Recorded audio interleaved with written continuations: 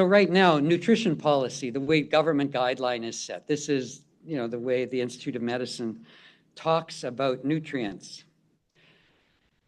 As you have increasing doses, daily intakes, you have some sort of average requirement that doesn't suffice for everybody. The recommended dietary allowance is around 600 units per day for you guys. There's something called the upper level, the tolerable upper intake level that anybody could take in and be virtually guaranteed by the government they're not going to poison themselves.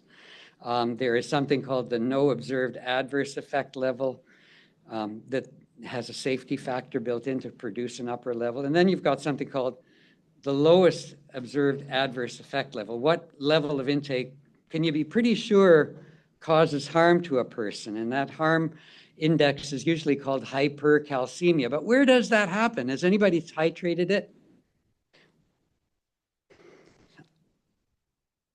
So currently, the upper level, the highest intake that you can reasonably take based on government is maybe 10,000 units per day, but you don't tell people that because you need a margin of safety, etc. So again, getting back to my question, objectively, if you were in a court of law, how could you prove that hypercalcemia is caused by a high vitamin D? And I was very lucky to be connected with and provided by a group in Edmonton, Canada, where there was a sort of a well-intended clinic called Pure North Synergy that provided high amounts of vitamin D and then encouraged high intakes of vitamin D. They had thousands of participants, essentially healthy people, who were in a study or in a clinic that was providing health care and nutritional supplements.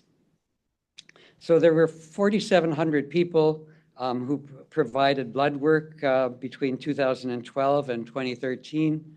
What I did, I had their 25-hydroxy-D levels, and before actually doing any statistics, I wanted to take it in 50 nanomoles, which equals 20 nanograms in American numbers. In 50 nanomole increments, at what point does the calcium actually go up in people if you've got a large sample size? So as a result, here's kind of an overview. These are, I had 941 people with vitamin D levels less than 20 nanograms per milliliter. The normal group is these 50 to 100. I had 2,000 people as such as that. And there were 29 people who had a blood test result higher than 300 nanomoles per liter. So the 25 averages went up to almost 400 nanomoles per liter, or about 660 nanograms per milliliter in American units. These are average calcium levels. Calcium was actually a little bit lower in the group with less than 50, which is to be expected if you don't have enough vitamin D. This is the reference group, 2.37 millimoles per liter. And going all the way up to in the 250 range, there was no statistical increase in calcium. However, in those people who had a 25-hydroxy-D over 300, there was a statistical increase in calcium. You can't read it very well, but it's these subscripts that I put into the statistical analysis. These are the average levels. Again, it's the same data as you saw, just in graphical format. Once you get over 300 nanomoles per liter, I can't translate mentally at this moment to US. Once you get over 300 nanomoles per liter, you get a statistical increase in calcium. Now, one of the problems was when you're doing lab work, you have a stated reference range that the laboratory provides.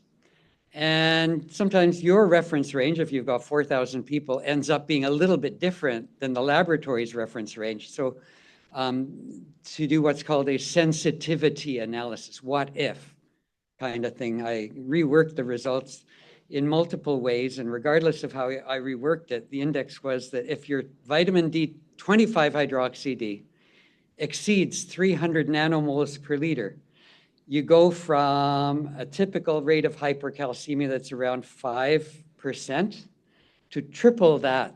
In other words, when your 25 exceeds 300 nanomoles per liter, you've got a triple probability of having hypercalcemia. So that's my index. I blame vitamin D toxicity if their blood test result is higher than 300, or I can't do my mental math at the second.